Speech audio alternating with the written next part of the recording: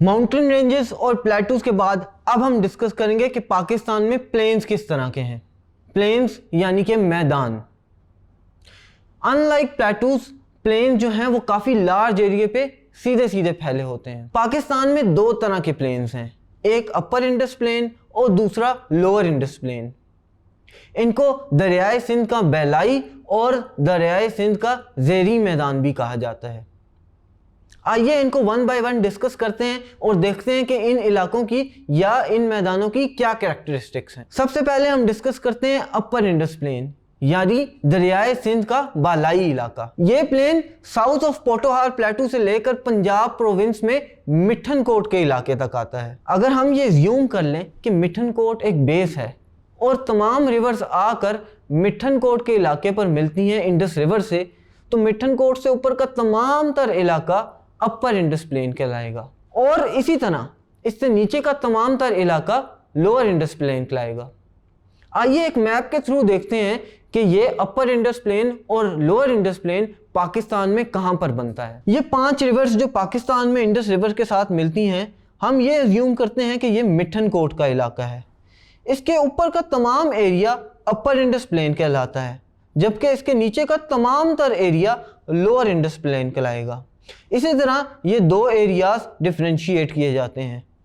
ये एरियाज अक्सर पंजाब और सिंध के अंदर पाए जाते हैं। ये एरियाज नॉर्थ की तरफ थोड़े से हाई एल्टीट्यूड पे हैं, यानी यहाँ पर माउंटेन्स हैं, जबकि नीचे की तरफ आते रहें तो ये एरिया थोड़ा सा स्टीपी और सीधा हो जाता है।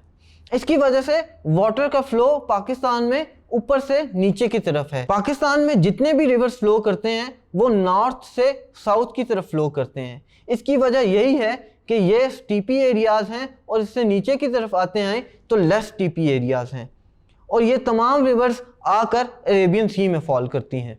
अगर हम इस लैंड की बात करें जिसे हम अपर इंडस प्लेन कहते हैं, तो इसको पंजाब का नाम दिया जाता है, यानी लैंड ऑफ 5 रिवर्स। क्यों? क्योंकि यहाँ पे 5 आब बसते हैं, यानी 5 आब यहाँ से निकलते हैं, जिसकी वजह से इसको पंजाब का नाम दिया जाता है। अगर हम एग्रीकल्चर पॉइंट ऑफ व्यू से देखें तो ये एरिया इवन पार्टीशन से पहले भी काफ़ी ज़रखेज़ था। ये यील्ड ऑफ व्हीट की वजह से काफ़ी मशहूर एरिया है और दुनिया इसको होम ऑफ ग्रेन के नाम से जानती थी। अब हम डिस्कस करते हैं लोअर इंडस प्लेन का इलाका।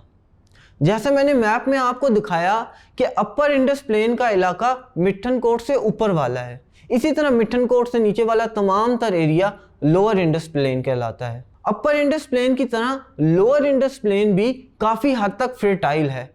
ये फ्रूट वेजिटेबल्स के लिए काफ़ी मुफीद एरिया है जहाँ पर इनकी इरिगेशन की जाती है और इरिगेशन मोस्टली कैनाल से की जाती है। लेकिन यहाँ पर शॉर्टेज ऑफ वाटर का एक प्रॉब्लम रहता है, जिसकी वजह से यहाँ ट्यूबवेल भी इंस्टॉल किए गए हैं। यहाँ पर रिवर का फ्लो काफ़ी हद तक स्लो है, क्योंकि अपर इंडस प्लेन में माउंटेन्स हैं और नीचे वाले प्लेन में ये काफ़ी हद तक प्लेन एरिया है। जो ऊपर से वाटर फ्लो आता है वो नीचे आकर थोड़ा सा स्लो हो जाता है, जिसकी वजह से सैलिनिटी और वाटर लॉगिंग की प्रॉब्लम्स भी यहाँ पर फेस करने पड़ते हैं।